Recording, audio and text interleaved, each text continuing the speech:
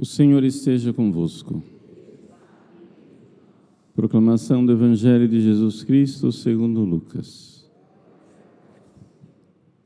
Naquele tempo disse Jesus à multidão: ninguém acende uma lâmpada para cobri-la com uma vasilha ou colocá-la debaixo da cama.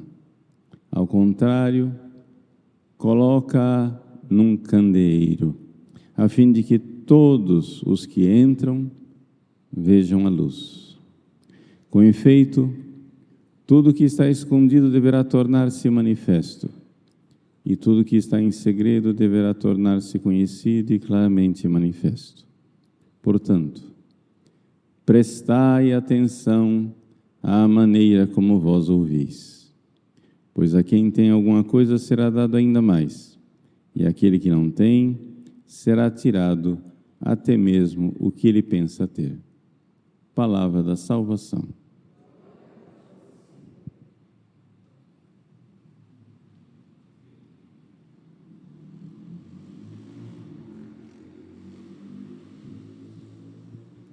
Meus queridos irmãos e irmãs, com grande alegria celebramos hoje a festa do Padre Pio. Digo festa porque na nossa paróquia o Padre Pio é o padroeiro da Capela do Santíssimo de nossa paróquia e tem uma ligação especial com a história da nossa paróquia. Poderíamos dizer muitíssimas coisas sobre o Padre Pio. Gostaria somente de chamar a atenção para um fato. Vou dizer em uma frase tudo o que eu irei dizer. Preparando um tempo em que nós vivemos a maior crise de identidade sacerdotal da história da Igreja, Deus enviou o Padre Pio para nos mostrar externamente, claramente, visivelmente, de forma palpável, aquilo que é a graça própria do sacramento da ordem. Vamos explicar isso.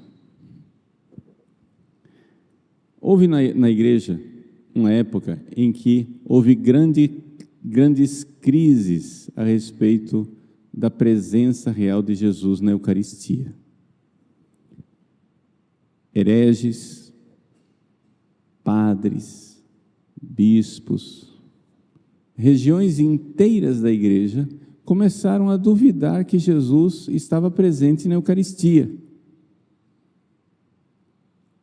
Acreditavam que a Eucaristia tinha alguma coisa a ver com Jesus, mas não que era verdadeiramente, realmente a presença santíssima de nosso Senhor Jesus Cristo, verdadeiro Deus e verdadeiro homem, presente na substância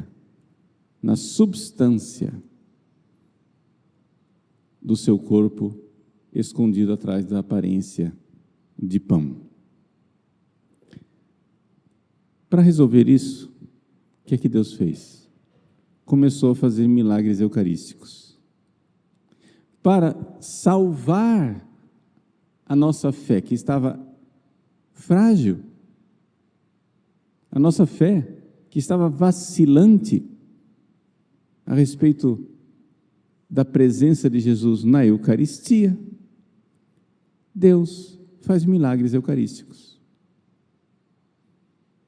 E assim se resolveu o problema. Claro que também, junto com os milagres, vieram os grandes teólogos, como Santo Tomás de Aquino, né, que defenderam a verdade da Eucaristia. Maravilha de Deus. Em momentos de crise da igreja, o céu tem uma resposta. Uma resposta extraordinária nos milagres, uma resposta ordinária no ensinamento, na fidelidade, no martírio do dia a dia. Pois bem, assim como houve uma crise sobre o sacramento da Eucaristia, uma resposta do céu para o sacramento da Eucaristia, a crise a respeito do sacramento da ordem e do sacerdócio católico encontrou uma resposta do céu, na pessoa do Santo Padre Pio de Pietrelcina. Por quê? Para nós entendermos quem é o Padre Pio, então eu preciso fazer um pouco de catequese a respeito do sacramento da ordem. Vamos lá. O que é um sacramento? Todos os sacramentos nos dão a graça santificante. Todos, os 7. É por isso que os sacramentos não foram senhores moderninhos, não foram instituídos e inventados pela Igreja. Somente Jesus pode instituir um sacramento, porque somente Jesus é Deus, porque somente Deus pode fazer um sinal que garante a graça santificante, que é uma espécie de participação na natureza divina. Se a graça santificante é uma participação na natureza divina, só Deus pode fazer isso. Só Deus pode dar a graça santificante. O que são os sacramentos? São sinais que, de forma certeira, se bem celebrados, nos dão, de forma validamente celebrados, infalivelmente nos dão a graça santificante. Só Deus pode fazer isso. Vamos explicar mais detalhadamente o que é a graça santificante. A graça santificante é uma nossa configuração a Jesus Cristo. Aí você vai começar a ver o Padre Pio aqui, atenção, hein? Imaginem a alma de Jesus, Deus que se fez homem. A alma de Jesus, ela participa da natureza divina, ninguém duvida disso. Por quê? Porque aquele homem, Jesus, se comporta divinamente. Uma coisa que participa da natureza da outra, se comporta como a natureza da outra. Quando o ferro começa a participar da natureza do fogo, ele se comporta de forma ígnea, como se fosse fogo. O ferro, que é opaco, fica vermelho, ele emite luz. O ferro, que é duro, fica fluido. O ferro, que pode ser enferrujado, frio, sem graça, ele começa a emitir labaredas. Vejam, ponha em contato com o fogo e o ferro começa a mudar de natureza. O seu comportamento fica diferente. Não é mais o comportamento do ferro, é o comportamento do fogo. A alma humana de Cristo, que está em contato com a divindade através da união hipostática, se comporta de forma divina. Você vê o amor de Cristo na cruz e você diz, não, isso não pode ser somente um homem. Para amar assim, só um amor divino. De fato, não é somente um homem, é Deus na alma de um homem. É o amor divino, eterno e perfeito, como labareda de chama num coração humano. Portanto, já que a alma de Cristo, já que a humanidade de Cristo está tão unida a Deus, ela se comporta divinamente. Jesus toca nas pessoas e as pessoas ficam curadas. Jesus toca nas pessoas e elas são perdoadas os pecados. Só Deus para fazer isso. Ora, isto é a participação na natureza divina. Os sacramentos nos dão a graça santificante, que é uma participação na natureza divina. O que quer dizer isso? Quando a criança é batizada, a alminha da criança, ela começa um processo de configuração com a alma de Cristo, para participar da natureza divina. Então Deus coloca ali dentro da alminha da criança a fé, a esperança, a caridade, os dons do Espírito Santo, as virtudes infusas. Tudo isso está lá, porque a graça santificante começa a preparar aquela alma para participar da natureza divina. Então, para fazer uma comparação, é como se fosse uma massinha de modelar, em que tem um carimbo, que é a alma de Cristo. O carimbo bate na massinha, de leve no batismo, pá, e já fica lá a figurinha, né, do carimbo. Ou seja, tem uma pequena configuração a Cristo. Essa configuração, ela precisa aumentar ao longo da nossa vida. Vai aumentando, aumentando, aumentando, a graça santificante aumenta. E quanto mais ela aumenta, mais a pessoa fica configurada a Cristo, ou seja, mais ela fica santa. Eis aqui o abismo entre católicos e protestantes. Os protestantes não creem na graça santificante porque não creem que uma alma humana possa se configurar à alma de Cristo. Eles não creem na santidade. Mas se você está em estado de graça, não precisa nem ser santo ainda, hein?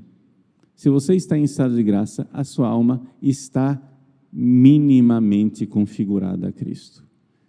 Mas ela precisa crescer e aumentar essa configuração. Um dos meios maravilhosos de crescer e aumentar essa configuração são os sacramentos. Cada vez que você se confessa, cada vez que você comunga, cada vez que você se confessa, cada vez que você comunga, cada vez que você se confessa, cada vez que você comunga, você vai se configurando cada vez mais a Cristo, cada vez mais a Cristo, cada vez mais a Cristo. Estou insistindo em confissão, comunhão, confissão, comunhão, confissão, comunhão, porque isso tem a ver com o Padre Pio, isso tem a ver com o sacerdócio, mas são os sacramentos dos 7 que nós podemos repetir com mais frequência.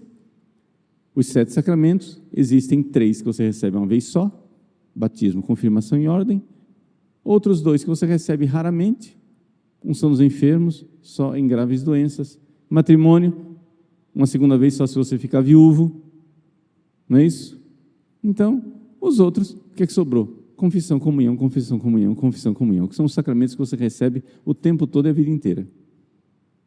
Pois bem, se você confessar e comungar muito bem, devotamente, você vai crescendo, a sua configuração a Cristo vai aumentando.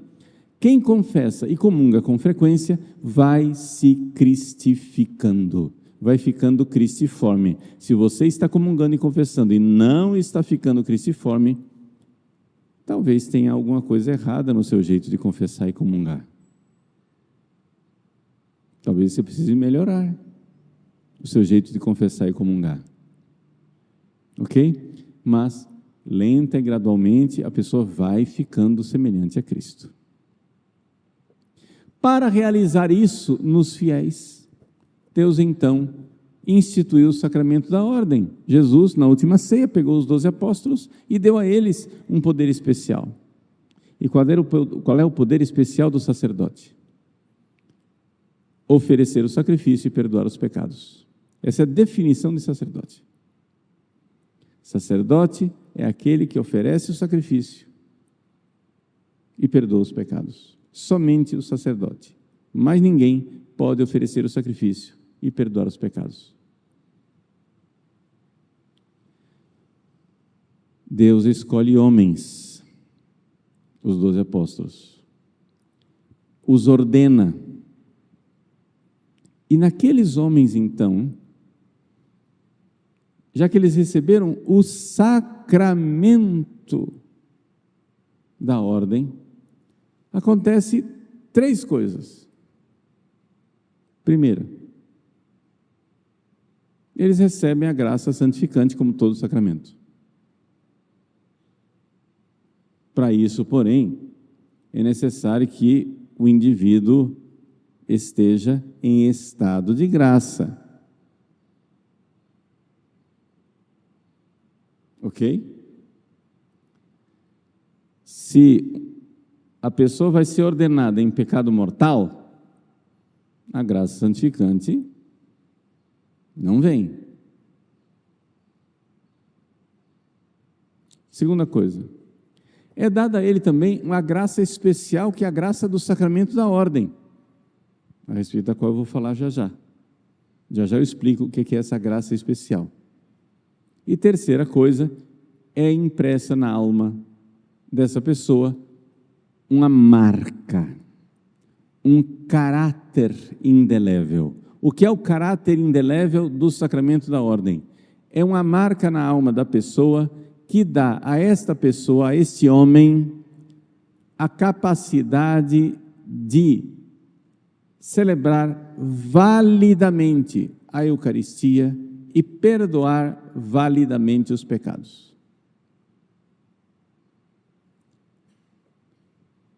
Graça santificante e graça sacramental só vai atuar nele se ele estiver em estado de graça. Mas como Deus é misericordiosíssimo,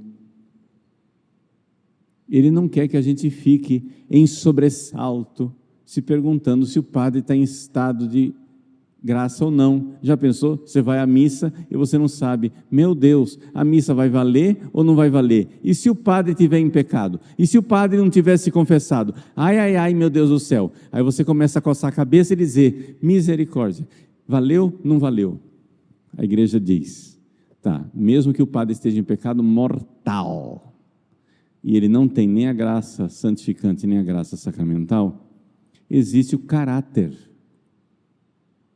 indelével, que é uma marca que é feita na alma do padre para que ele possa celebrar a missa validamente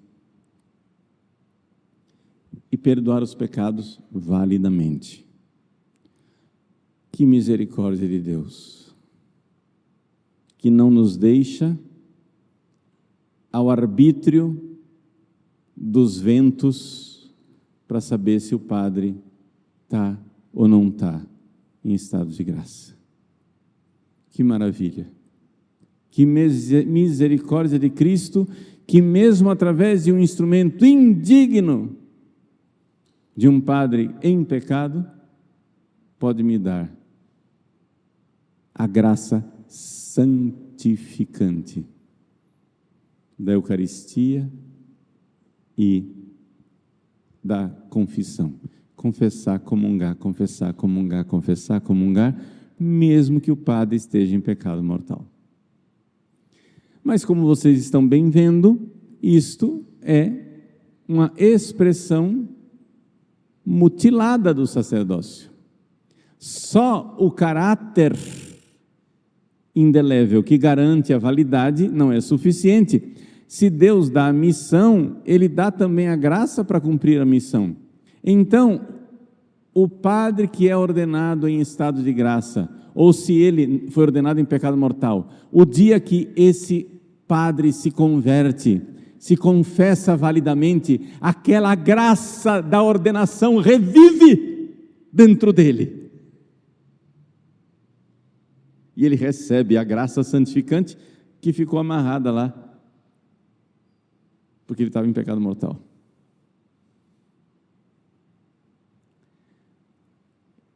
O padre recebe a graça santificante e uma modalidade da graça santificante chamada graça sacramental da ordem. A graça do sacramento da ordem. O que é isso? É que, assim como você que é batizado recebe a graça santificante para ser conforme a Cristo, a forma de Cristo, como batizado, assumindo a cruz do dia a dia, se santificando, assim também o padre recebe a graça santificante numa modalidade especial que é a capacidade de celebrar santamente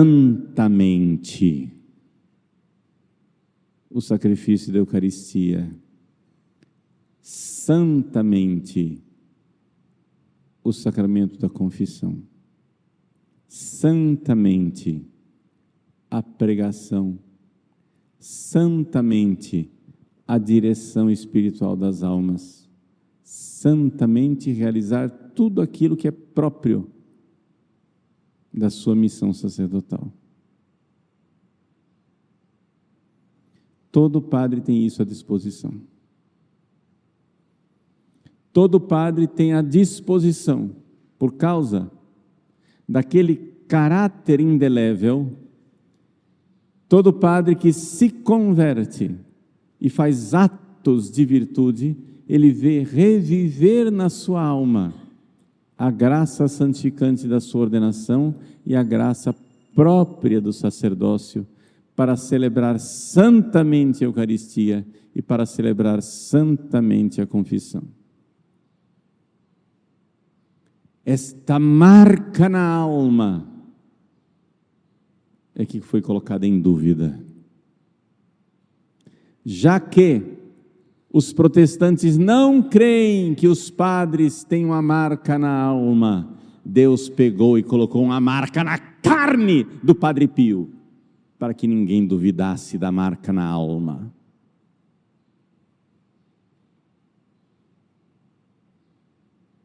Uma marca na carne, que é um milagre, mas é sinal da marca na alma. Nós deveríamos beijar as mãos dos sacerdotes, espantados de não encontrar ali as chagas de Cristo. Seria normal que nós pudéssemos vê-las.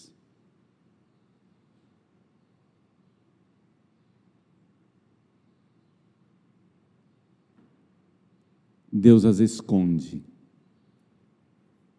As esconde na carne, porque elas estão na alma. Existe sim, no Padre, uma graça que pode ser ativada, se ele estiver no caminho da santidade, a graça de, ao oferecer o sacrifício da Eucaristia, oferecê-lo configurado à alma de Cristo, sacerdote e vítima.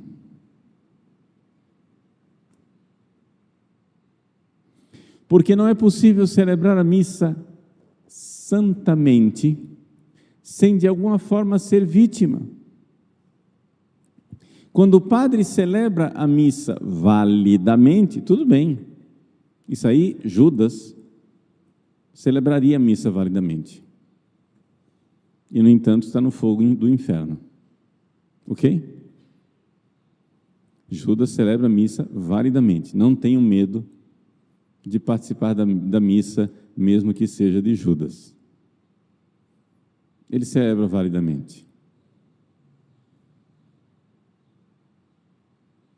Mas, para celebrar santamente, ao pronunciar aquelas palavras, isto é meu corpo que é dado, isto é meu sangue que é derramado, o padre, de alguma forma, pelo menos mínima, deve dar a si mesmo como vítima. Porque as palavras que constituem este santo sacrifício são as palavras de um sacerdote que se oferece como vítima. Portanto, Deus não pediria isso de um padre sem dar a ele a graça. Deus socorre os sacerdotes. Em cada alma de sacerdote ordenado existe uma marca, como na carne do Padre Pio. Existe uma marca indelével. A marca na carne do Padre Pio não era indelével, era só um milagre transitório. Antes de morrer, as chagas desapareceram e Deus fez o segundo milagre, que aquelas cicatrizes que ficaram lá durante 50 anos, visíveis, dolorosas e sanguinolentas, desaparecessem e a pele dele ficasse lisa e limpa como de uma criança. Mas o Padre Pio entrou no céu com a marca indelével, não na carne, na alma. Meus irmãos, nós não podemos duvidar. Quando um católico verdadeiro pensa num padre, ele deveria sentir a sua alma crescer. Quando um católico verdadeiro pensa num sacerdote ordenado, ele deveria se empertigar na cadeira, ficar direito e dizer: um padre. Que milagre da graça, que misericórdia do coração de Cristo, porque todo padre tem em seu coração, em sua alma, a marca indelével, quer dizer que não pode ser destruída, inamissível, que quer dizer que não pode ser perdida.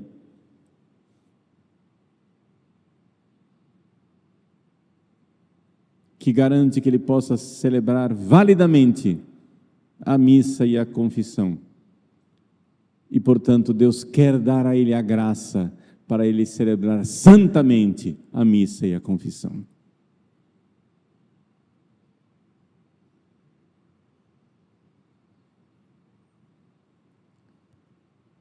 Nós temos essa graça. Rezemos, meus queridos irmãos, minhas queridas irmãs, pelos nossos sacerdotes. Esses dias aqui em Cuiabá nós tivemos uma reunião das mães espirituais, um congresso de mulheres que rezam pelos sacerdotes, de mães espirituais que rezam pelos sacerdotes. Essas mulheres se oferecem suas orações, se oferecem como vítimas de amor, para que os sacerdotes aprendam a ser também eles vítimas. Sacerdote e vítima. É a graça santificante própria do sacramento da ordem. A graça santificante nos dá as virtudes divinas, nos faz comportar divinamente. Portanto, todo sacerdote tem a graça para se comportar como o sacerdote vítima que é Cristo. Isto na vida do Padre Pio, não só nas suas chagas, na vida do Padre Pio, foi uma realidade clamorosa, gritante. O maior milagre do Padre Pio não são as suas chagas. O maior milagre do Padre Pio é que ele é um milagre da graça do sacramento da ordem. O Padre Pio é um milagre ambulante, através das suas chagas, e é um prodígio sobrenatural, através do seu comportamento de santo, de santidade, de homem verdadeiramente configurado ao Cristo, sacerdote e vítima. O Padre Pio é um farol, é uma providência de Deus para o mundo moderno. O Padre Pio precisa ser levado,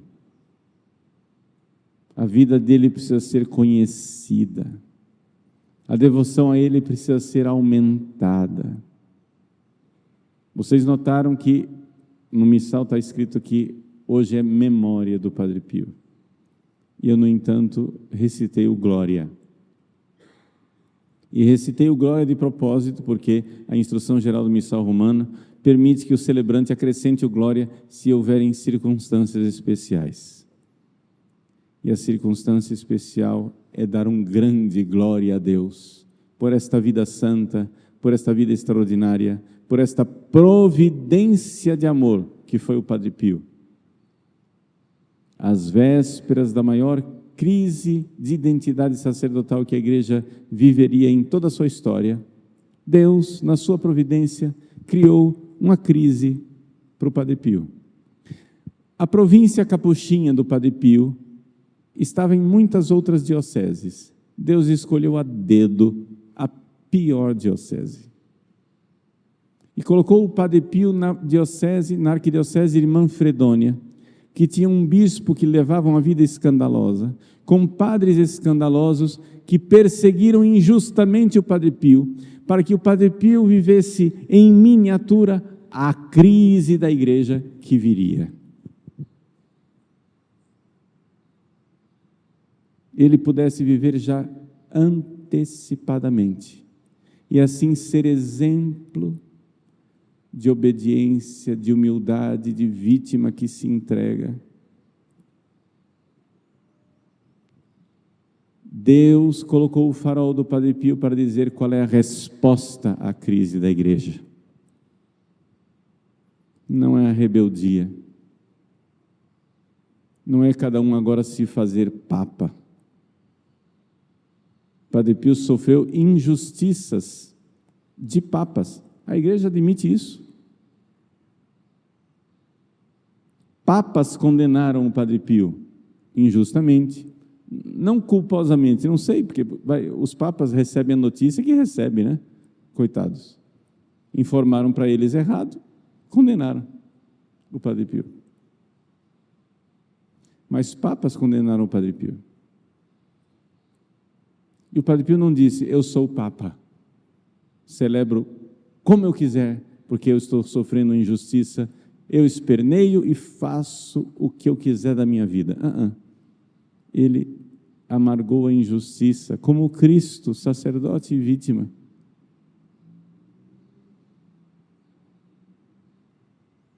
Grande sinal. Também o sacerdote recebe na ordenação sacerdotal a graça de ser vítima até da própria igreja, se necessário for.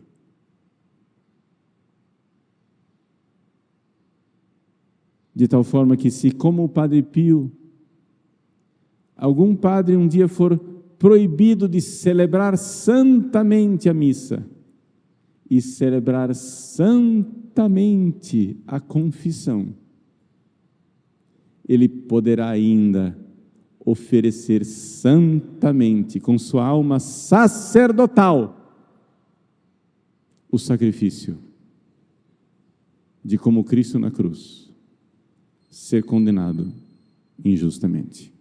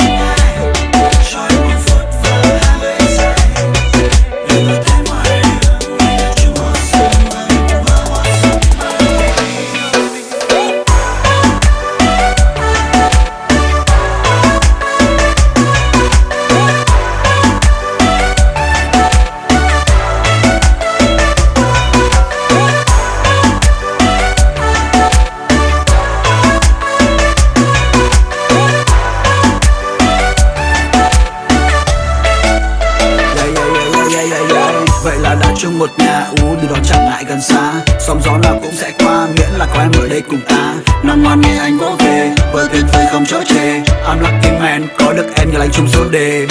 I was a playboy, nhưng đó là anh trước đây thôi. Không còn muốn đi đêm, muốn ở nhà cùng em ngắm mây. Trôi tay đang chặt tay, nhìn mắt em lánh đủ say rồi. Đóng chặt cửa lại, rồi làm gì tiếp theo em sẽ biết ngay thôi.